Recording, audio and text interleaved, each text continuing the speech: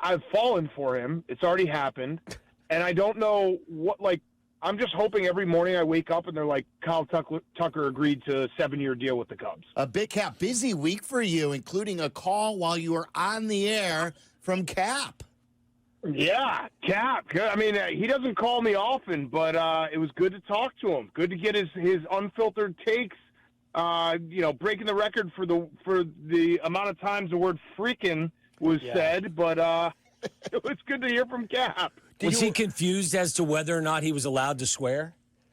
I don't know. I don't know what that was, but I love Cap, so it was good. I caught up with him after, so it was good to get his take, though. Are you guys phone buddies? Does he normally call you, or was this for some pressing issue? No, it was like everyone at ESPN 1000, they call when they need a favor from me. So, I don't call, I just text. Yeah, you just text. But yeah, no, we were catching up, and there was maybe a favor, but it was a fair favor. So it didn't put me out. It didn't put me out. So you did deliver on the favor. I have started the process of delivering on the favor. Okay. How often does Cap call? I probably talk to him like once every couple months. Okay, that's cool. I would say. Yeah, not like Silvy very doesn't frequent, like to call people. He just, I don't like the cold call either. Like, I want to know, like, if we make a date for a phone call, I'd rather do that. I don't like the impromptu phone call. I think you're misusing the term cold call, though. These are friends that may call you. Like, this isn't some stranger just reaching out to sell you something. What can't be done via text? I am with Silvy that I don't like. I'd rather the text besides the phone call. Maybe like a text saying, "Hey, can I call you real quick?" Hey, I like are you that. around later? Yeah. Wow. And there's sometimes I will do the text where it's so much that I'm texting that I'll just pick up the phone and call. I'll switch it. You know what I mean? When you're like going back and forth with someone, and you're like, I'm just typing too much. This could be summed up in a 90-second phone call. Do you guys feel the same way about exchanges with family members, or is this just non-family members? No, I think I talk to two people in my life over the phone, and it's my mom and it's my wife. And my kids when I'm not home. But there's really no one I talk to other than those people. I'll call Zetterman when I need something. He's our boss. You know what? Do you know what I've been doing, which is a strange thing? Recently, I've been dabbling in mouth tape. Have you guys done mouth tape at night? To breathe through the nose. What? Breathe through the nose, right? What do you mean? It's total junk science, but I'm a junk science brain. I like this junk science stuff. So I'll put on the mouth tape, and then my wife will keep talking to me, and I'll have to text her my responses. You just called it hostage tape. Yeah, I think that's what it's. Yeah. Hostage tape? Yeah, it's basically. Yeah, so explain this to him, Big Cat. I don't even know the science. It's basically like it's bad to breathe with your mouth, especially at night. There's germs, you get a sore throat, and it's like not as good sleep. So you put the tape on your mouth and you breathe through your nose. Again, I'm fully aware. I'm fully aware this is junk science, and it really does nothing. But I have the type of brain that I will do junk science. I will give it a shot. Yeah, you always give junk science a shot. Do you guys lock yourselves in closets just to practice discipline? Like, what else is it that you guys do? Wait, Silvy, have you done it? Have you done mouth tape? So I haven't done mouth tape, but back in the day. How about ball gags? You guys do ball gags? And mouth tape? No, that goes in before the mouth tape. Okay, I was going to ask. My guy, the mouth tape is so the ball doesn't come out of my mouth. Have you ever met Josh, who is friends with Cuddy? Yes. Josh, he was a trainer. Yeah, the chiropractor. Right. Yeah, Josh was my chiro for a long time, and he was the guy who told me start working out and don't breathe through your mouth. So you keep your lips locked because he always said your nose is meant to breathe, your mouth is meant to eat and speak. You're not supposed to breathe with your mouth. I think the most important advice he gave you was to start working out. Yeah, that's right. Yeah. Start working out. Yeah. And in the video I look like I got to hit the treadmill a little bit harder, too. I noticed today. But that was an old trick by him that was very genius, where it's like if you go work out and you focus on only breathing through your nose, you won't realize you're working out, so it won't be as terrible. It's like the old towel over the treadmill. Yeah. I always do that move. Yeah. Oh, where you cover the time? You like try to fake yourself out? Yeah, you like I'll put it over the treadmill, and then when I pull it off, I'm like I must have ran like 10 miles. You're really like on the treadmill. Are you on the treadmill? I walk. Okay. I've been walking. What's the worst advice you guys have been given on this in this arena? Like mouth tape. It's a good one. Sounds like while you're trying to sleep. That's a good really topic. tight underwear to sleep in. The worst advice you've ever been given. Yeah, cold showers. When I was in my late 20s trying to keep up and fight off hangovers, when you're hit 28 and your hangovers just start getting so vicious, I tried, there was something I read online that it was like a Diet Coke, 2 bananas, an Advil, and then sleep in wet socks. And I tried that for like a couple weeks, and it was the dumbest thing ever. Who told you God. that? That was somebody busting your balls. The internet told me. What do you call it again? Science? What science? Junk science. Junk science. Yeah. Like remember the old fighting necklaces that all the pitchers used to wear? Yeah, for sure. They're like they're like anything with like balance or anything like that. I'll give all of that a shot at least once. Yeah, I like that. That's good. How long do you think that you'll continue to use the mouth tape, or you think this will be something that you'll junk and get rid of soon? It doesn't bother me. I mean, it does bother me a little bit when I rip it off in the morning and it hurts, and I'm like such a baby about it because it's really just like taking off a Band-Aid. But that might be good because that might be like, hey, listen, start the day with a little bit of pain, even though your pain tolerance is so comically low that it bothers you. I think it'd be really funny if you woke up and your wife had squeezed your nose together so you couldn't breathe through your nose. I was thinking about that. Like, what if I just stop breathing through my nose? Am I going to die? I mean, I guess that would be a really, really sad way to go out, but I wouldn't care because I'd be dead. So how many days? How many days are you into this? One. I had tried it before. For a little bit. I'm like 4 days into it. And you feel good? No, I don't feel any difference. None whatsoever. Are you kidding me? That's great. That's outstanding. Oh, that's perfect. All right, what do you want to hit first here? What's on your mind today? I guess I want to just remind everyone, I know there's some excitement about the Bulls and how they've been playing. I want to remind everyone that we're just being tricked by Jerry Reinsdorf yet again. And March basketball in the NBA is the dumbest basketball possible. And there are so many teams that are trying to lose that if you say, oh, well, look how they came on in March, you're just admitting that your team is not good. And I just don't want to, I'm going to watch the Bulls. I've been watching the Bulls. I'm going to watch them in the play-in game. But I'm not going to let myself get tricked and let Jerry win with this idea that, oh, my gosh, we're really doing something special. Because here's the thing. Yes, Boozless was a good draft pick. Yes, Kobe White has been awesome. They still need a guy. If you don't have a guy, you're not ever going to win a championship, and we don't have a guy. You know what I mean? Boozless is a very good player, young player, drafted he could be a really good player in the NBA. Is he going to be a top 5 player in the NBA? I don't think so. Same with Kobe. I mean, Kobe's a fantastic scorer, but he's not going to be the best player on a championship team. Right. So it's yes, the young guys are fun. It's exciting. They're playing an exciting brand of basketball where they're shooting threes, running up and down the court. I get all that, and it's fun to watch them. But don't trick yourself into thinking that they are any way closer to winning a championship because we don't have a guy. And there's only one way to get a guy. Or there's 2 ways. Yeah. You could either be in Miami or L.A., or you could get a draft pick, and that's it. And so I'm frustrated that I feel like some people are getting tricked by it, and it's like you still need that guy, and we don't have that guy. 2 days ago and on Monday as well, I was pitching the idea of, okay, Memphis fired their coach. Maybe John Morant could be available. He's still at a young age, but he's got injury issues, and then he took out the guns again on the court.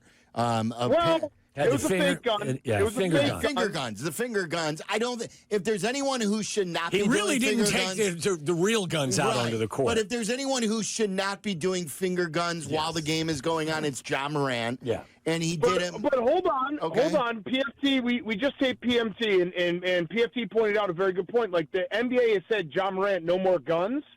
He didn't have a gun, so you're kind of being hypocritical.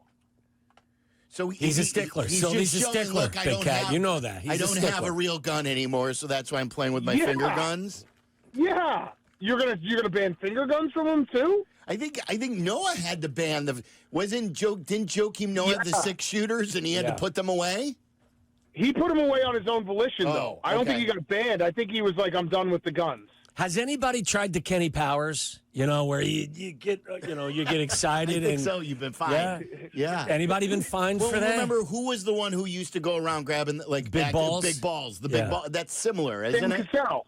Sam Yeah. Cassell. Yes. And I think they got What is the best kind of those demonstrations that you've seen? like a celebration or a taunt. I mean, the throat slash was the best, but they banned it in the NFL. that's That not was. good. I mean, that was the best. That was absolutely the best celebration, but that's banned. I think they banned the nose swipe this year, too. Yes, that's a big thing. Can you do the favorite is- crotch grab? I don't. I don't know if you could do the Marshawn Lynch. I don't know if you could do that. I always do love a cornerback doing the seatbelt when the ball's like thrown out of bounds. That's always fun. The seatbelt. Yeah, you know the seatbelt. That's.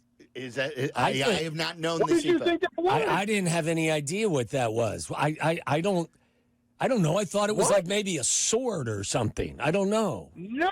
What is They're that supposed to putting him be? in the seatbelt. Lockdown? Yeah. You're locking him in the seatbelt. Well, I wouldn't know what that would feel like because nobody was ever close to me after I'd leave them. Oh, look at you. No, you're not a seatbelt guy either, right? You notoriously don't that wear is your not seatbelt. true. I am a hardcore seatbelt user. Is there anyone With still the that's not a degree- seatbelt user these days? Well, I was going to say because Boss, Dave Portnoy doesn't wear a seatbelt. Oh, He'll really? sit- Of course. Really He'll put the seatbelt in and sit in front of the seatbelt. which makes no sense. Just leave it. Oh, Yeah, so but it he doesn't want to hear the beep? beeping. Yeah. Yeah. Boy, but if anybody's got, like, with all that cash he's made, you would think that if anyone's going to buckle up, it's him. I know. It's very stupid. I don't understand it. The seatbelt is there for a reason. Put it on. It's simple too. As wild as I drive at times, I think it's more than necessary. Absolutely, yeah. I will put my hand up too. I hope this doesn't get me in trouble, but there has been maybe 1 or 2 occasions where I just forgot to seatbelt my son in because he's got the booster seat Oh, now, that's and then not I'll good. look back. That's and not- that's not good. Why would Yeah. you admit Oh, yeah. that? Yeah. Well, I'm being honest. What do you want to say? It's been 1 or 2 times, and we go like 5 minutes. It's not even 5 minutes. It's like a quarter mile to his school. Gosh. And I'm like, whoops, forgot the seatbelt. You and John Listen, I'm Morant tired. just have no self-discipline. Yeah. Would you be interested in Ja? Or if not him, who would you try and trade for this offseason? I don't know. I want Cooper Flag.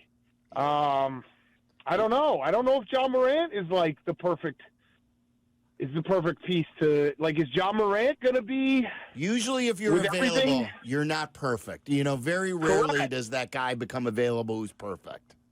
Right. It's that's why the Luka trade was so shocking. Is because that Yes. was that is a guy who is a top 5 guy and will be for the next 5 to 7 years. So yeah, I keep getting upset about it. Just thinking like, you know, it's not as fun as it's been to watch the Bulls put together some wins and look exciting. It's just the same old story. It's the exact same old story, and they don't have the guy, and I just want to get the guy again. I want the guy. I'm assuming you texted Big Cat that part of our John Shire conversation included Big Cat. Yeah, but because Yeah. I quoted your tweet or text to me, and I read it as we were texting over the weekend about Duke, and then you were talking about it on Monday on Pardon My Take, that you hate yourself now for not hating Duke. Yeah, my hate for Duke is now all self-loathing, that I don't hate them enough. And it's because of the one and done. It's because John Shire is a really good coach, and he's not Coach K. So it's like he's the opposite of the guy that I hated. And so, like my hate now for Duke, I want them to lose. I do not want them to win. but my hate is solely based on the fact that I don't hate them enough. So I got to figure out how to get through this mentally. And it really, what's going to end up happening is it's going to be John Shire stays there for 40 years and he wins like 10 national titles, and then I'll hate him for that reason. Yeah, I don't think Shire was buying the fact that Big Cat doesn't still hate him, or not him, but hate the program with an intense passion. I do hate Duke. I hate Duke as an institution. It's just like this team is so good, and there isn't a hateable piece of it yet, and they're not going to stay. You know what I mean? Like, Con Nipple is a guy I would love to hate. I would love to hate him, but he's not going to stay long enough. And I know I say his name wrong, but I say it in a fun way. Yeah, what'd you call Con Nipple? Con Nipple? Yeah, his nipple. He's Con Nipple. What if he could? Would you like him as a Bull? If the Bulls ended up with him with a 10th pick or whatever it is, would you be happy? I want Malawak. He's awesome. I agree. He's an absolute force, and he would be perfect on our team. And it would be like, oh my gosh, your center can actually play defense. Yes. We haven't had that in a while. But yeah, no, I'm just being honest. I don't hate them with the same fervor that I hated them. I think it's also because I killed Coach K. Yeah. So like that's, like job finished, mission accomplished, George Bush kind of behind me. So it's like I did it. You know what I mean? So I don't want them to win. I am not rooting for them. But I also have said for 2 months now that they're going to win because they're so good. Houston, the way they play is so sound on both ends. They just destroyed Alabama. Absolutely destroyed them. Yeah. But Houston is top 2 or 3 in the country in 3-point percentage and defense, aren't they? You give Houston a chance to knock them off? Houston absolutely has a chance. Houston, I think the best chance Houston has is that you get like a little bit of a men versus boys situation where Houston has some guys that are in, 22, 23 years old, and Duke's got the 18, 19-year-olds. But the problem is Houston is really good when Houston can get offensive rebounds. And their whole calculus to how they win games is they're not going to be the best shooting team, but they're going to take 10 more shots than you. Duke is really good at defensive rebounding. Duke is just – there's nothing about Duke that they don't have really a flaw. Like, the only flaw I could say about Duke is they don't have, like, a true point guard, and you see Cooper Flagg bringing the ball up a lot. But that doesn't matter. I think they're just so good, and they're so well coached that they're going to win it all. Changing subjects, how do you feel right now about Kyle Tucker? He's awesome, but are you allowing yourself to fall for him? I've fallen for him. It's already happened, and I don't know what, I'm just hoping every morning I wake up and they're like, Kyle Tucker agreed to a 7-year deal with the Cubs. Like, just do it. Because it's going to – and I don't know if his agent isn't Scott Boras, so at least you have a chance, I think, to negotiate in this window. But you got to just do it. He's awesome. We already knew he was awesome. He was awesome before he got to the Cubs. He's been awesome in the week and a half that he's been on the Cubs. Do it right now. Just sign him. I saw the beer prices. They're ridiculous. Sign him. I don't know what we're doing. Just sign him, Silvy. I quizzed Waddle on this. So what was it? Are you talking about the $13.99 beer without tax? That's for the domestic beer. $14.99 for the premium 20-ounce beer. I did pretty good on the beer quiz. I have no idea what I would have done if you gave me a true baseball quiz, but the beer quiz, I think I hit pretty well. It's just so frustrating because it's like this is the guy that you want. He's on the right side of 30. He's awesome. You can build your team around him. What's the decision? What's the issue? This is what I'm trying to workshop this in my brain. I believe falling in love with Kyle Tucker is like going to the gentleman's club and falling in love with your entertainment. You don't have enough. You don't have enough money to keep her happy, and she's truly not into you either. He's going to the Yankees or he's going to another team that will be. It shouldn't be, but it's how you approach it in your mind, so the hurt won't be as bad. Well, we all think originally when we're there the first time that they truly do love us, that they're into us and they're just putting themselves through school, and then we're going to settle down with them. But we know that's not going to happen once you've been there once or twice. And I think the sooner we all come around to understanding that we're just kind of working off some steam by watching Kyle Tucker here and there, I think the easier it's going to be in the end. Okay, counterpoint, what you're doing is you're letting Tom Ricketts off the hook.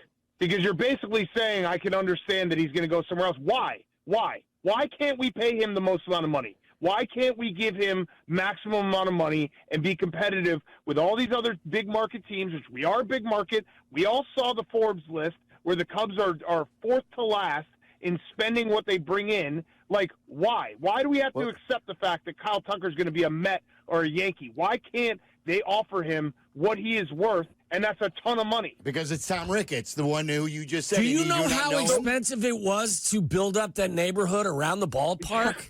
But that's kind of my point, Sylvie. We got to, like, at some point, we got to turn the page where we're like, we got to hold his feet to the fire and be like, this is not acceptable. Like, Kyle Tucker should be a Cub, and you got to go do it. And if you don't, I don't know what we're going to do, but we're going to be mad.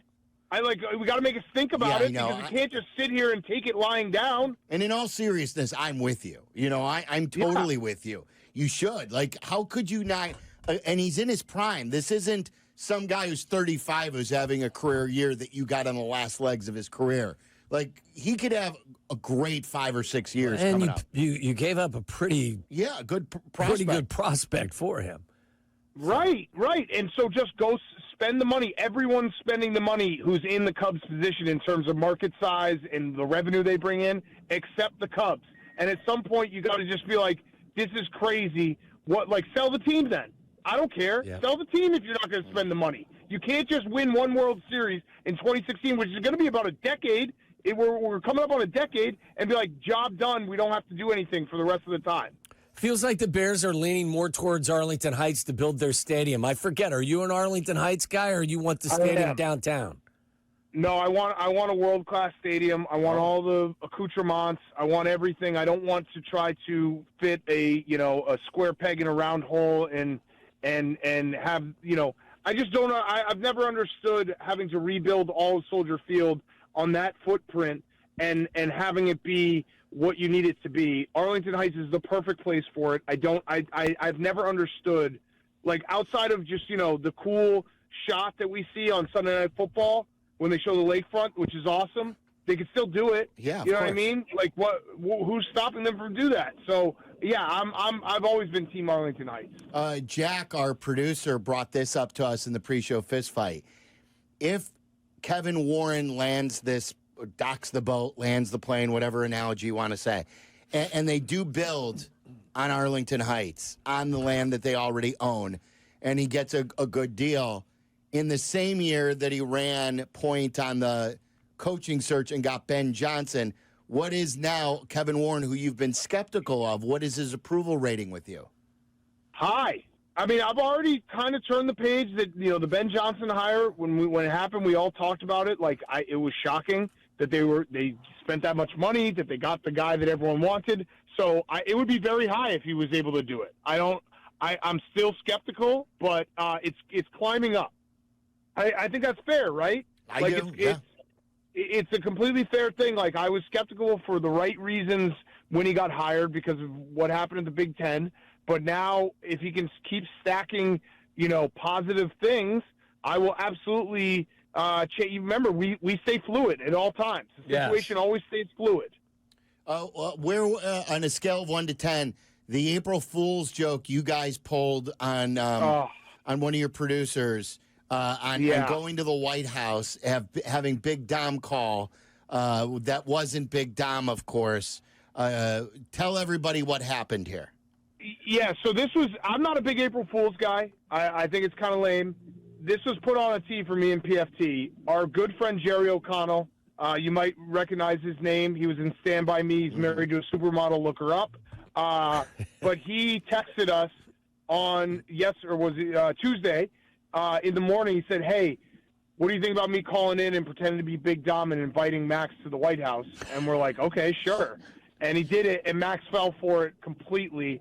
And he was so upset. He was hot. He spiraled. Yeah. He was hot. He had to take multiple breaks during the taping of the show and stand up and walk around. But in a beautiful, how it always kind of works for us at Barstool is Big Dom actually did text me and then texted Max, and I'm pretty sure Max is going to get to go to the White House with the Eagles now. Wow. It all worked out. Because of the prank. Yeah, it all works out. It's crazy. It's like Big Dom texted me the next day. He's like, I heard the clip.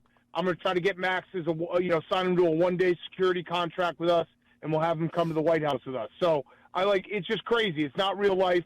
Max is going to end up being in a picture at the White House with the Eagles, and it's going to all work out. That's awesome. It ends well. It all's well that ends well. Big Cat, great stuff. Thank you. Thanks, Big Cat. All right, see you guys. I'll talk to you later. All right, Cap's calling right now, by the way. Yeah, answer that. By the way, it would